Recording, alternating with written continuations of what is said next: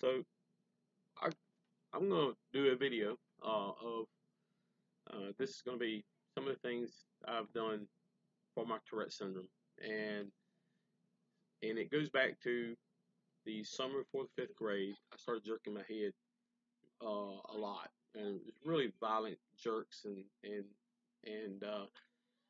with the doctor I went to put me on Valium, and Valium is a controlled substance. I was on it treatments for anxiety and muscle spasms and seizures. But it in the fifth grade, and the sixth grade, and the seventh grade, part of seventh grade, I was on Valium, and at the time, and so it caused me to be very paranoid and schizophrenic. I had I had I had suicidal thoughts, and I thought of harming others and stuff. And it was something I had to just work through and get off of. And so what happened was I went into high school and I started smoking marijuana, and in the 70s. And the CBD in the marijuana itself uh, was helpful, uh, but you cannot. And smoking marijuana is not, if you're going to be functional throughout the day and work and do a job. I don't think marijuana is the thing for anybody that's going to be, working. I mean, a lot of people think it's, want it to be a recreational thing, and that's okay if they want it like that. But uh, I was working 40, 48 hours a week, and I couldn't see myself doing my job and you know, smoking marijuana. And plus, it's illegal too. So I mean, it's you know, I mean, it's illegal, and so I think the CBD oil. I've heard a lot of good things about it, and I'm probably gonna try it and see if it's any good. And sometime if it's feels like the right thing to do. And so what happens? Uh I was in the fifth in the junior senior year of high school. As after I got out of high school, um, I had a chance to work in Hawaii, and I worked in Hawaii for a while in '85, and I tried kava juice, which is the kava plant in the Pacific Islands, and it's a sedative that's the Pacific Islanders use, and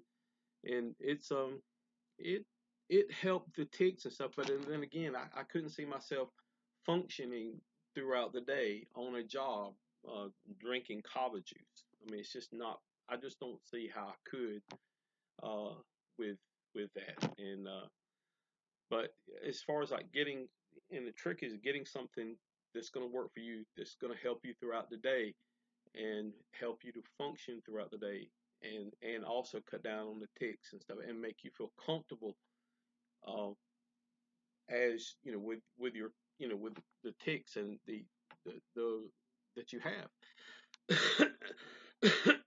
Another one, well, that was 85, and then I got diagnosed in 89 by a neurologist, and the neurologist said, "Hey, I think you have." I went to see him, about my head jerking and stuff, and I, he said I had Tourette's syndrome, and I said, "Okay." I never heard of Tourette's syndrome before, and so and I was 30 years old, and so he first he prescribed me anafranil, and anafranil is for obsessive compulsive disorder, and it caused me to. There's a lot of side effects come with that. It caused me to just be sort of like catatonic and just sit in a chair and do nothing, but um, just do nothing, just not even want to go anywhere or say anything. And I went back to the doctor, and he had to get rid of that medication, try another one. He put me on ORAP. And ORAP uh, is used for uh, Tourette syndrome, and there's some problems with the ORAP, when I had it, it caused amnesia, and it caused amnesia, and it caused uh, it caused amnesia, and it caused loss of time. I could not think about what time it was, and I would lose track of time very seldom. I mean, very often.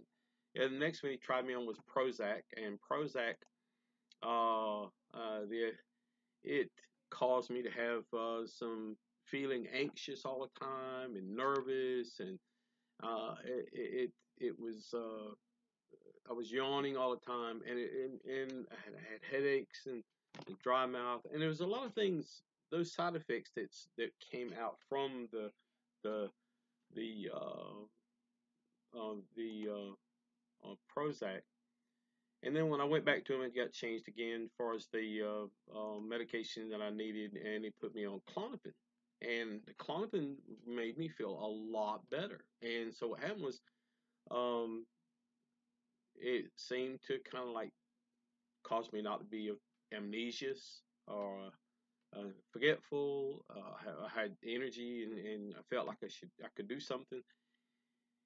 But it's saying, and it's a treatment for seizures, panic disorder, and I guess with Tourette's syndrome, it's it's sort of like a panic disorder. You get around a lot of people, and in a social situation, it's very tense and upsetting, and it Clonidine treats anxiety, but it can cause paranoia and suicidal ideations, impair memory and judgment. And that this was in 1989. It caused me to be really angry, and it caused me to have a lot of anger outbursts and paranoia, and it caused some schizophrenia. And I went from 2 milligrams a day to 6 milligrams a day, and the more that I took, the worse I got. And I took 4 to 6 milligrams of Klonopin from 90 a day to from uh, 90 to probably 19. Well, probably when I left to go to Hawaii the second time, which is 2001, and and I went to Hawaii, and I cut down on my Klonopin, and things got kind of clear, and I got into a job working, and so um, I was, uh, I mean, I got mostly off the medication. I think I was down to 2 milligram a day, and that was by a doctor suggesting that over there. And but I do think that overall, what I have going on now is overall looking at everything that I've done. It's sort of like a mixture of everything that maybe you know with my kids, maybe this will help them and help other people to kind of see the things that hurt me, and the medication hurt me, let them know that they're not alone out there, because some of these medications are mind altering, and they can really put you in bad moods. I'm down to 1 milligram of Klonopin a day now, and I've been taking it since 1989, and I take it at night when I go to right before I go to bed, and it helps me sleep. And anything else through the day is really quiet time, or especially if I can get it with all the kids we have. But quiet time, meditation, um, uh, staying away from certain sounds that set it sounds will set up sounds will set off ticks and twitches. Lights, those certain ways that the lights change and flicker, that will cause twitches and ticks and stuff. So these are the things that I've done from the time that Tourette's really hit me really bad at say 10 years old all the way up to now.